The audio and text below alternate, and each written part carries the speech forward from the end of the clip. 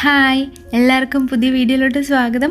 അപ്പോൾ ഇന്ന് നമ്മൾക്ക് പെട്ടെന്ന് ഉണ്ടാക്കാൻ പറ്റുന്ന ഒരു കറി ഉണ്ടാക്കാം.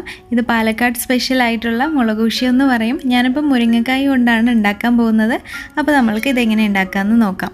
ഇതിന് വേണ്ടിയിട്ട് ഞാനൊരു 1/4 കപ്പ് പരിപ്പ് എടുത്തിട്ടുണ്ട്. ഇനി ഇത് നന്നായിട്ട് കഴുകിയതാണ്. ഇനി ഇതിലോട്ട് സവാള അരിഞ്ഞത് ചേർക്കണം. ഞാനൊരു പകുതി സവാളയാണ് എടുക്കുന്നത്. പിന്നെ നമുക്ക് ചേർക്കേണ്ടത് മുരിങ്ങക്കായാണ്. മുരിങ്ങക്കായ കൊണ്ടാണ് ഉണ്ടാക്കുന്നത്, അതുകൊണ്ട്.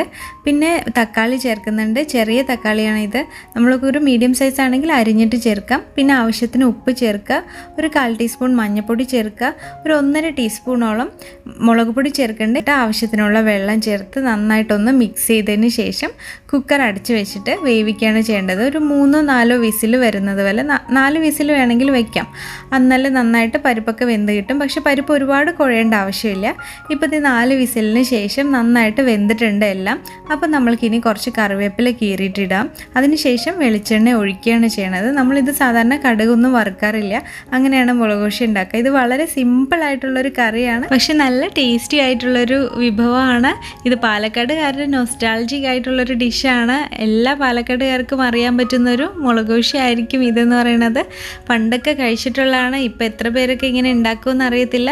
നിങ്ങൾ ട്രൈ ചെയ്തിട്ടില്ലെങ്കിൽ ഒന്ന് ട്രൈ ചെയ്ത് നോക്കണേ. പിന്നെ ഇതുപോലെ മുരിങ്ങക്ക മാത്രമല്ല, നമ്മൾക്ക് കുമ്പളങ്ങ, പപ്പായ, മത്തങ്ങ അതൊക്കെ ഇടാം. മുരിങ്ങയ്ക്ക് പകരം വേറെ ഏത് കായ വേണമെങ്കിലും നമ്മൾക്ക് ഇടാവുന്നതാണ്. അങ്ങനെ ഇട്ടിട്ട് മുളകുപൊടി ഉണ്ടാക്കുക. പരിപ്പും മുളകുപൊടിയും നല്ല ടേസ്റ്റി ആയിട്ടുള്ളൊരു റെസിപ്പിയാണ്.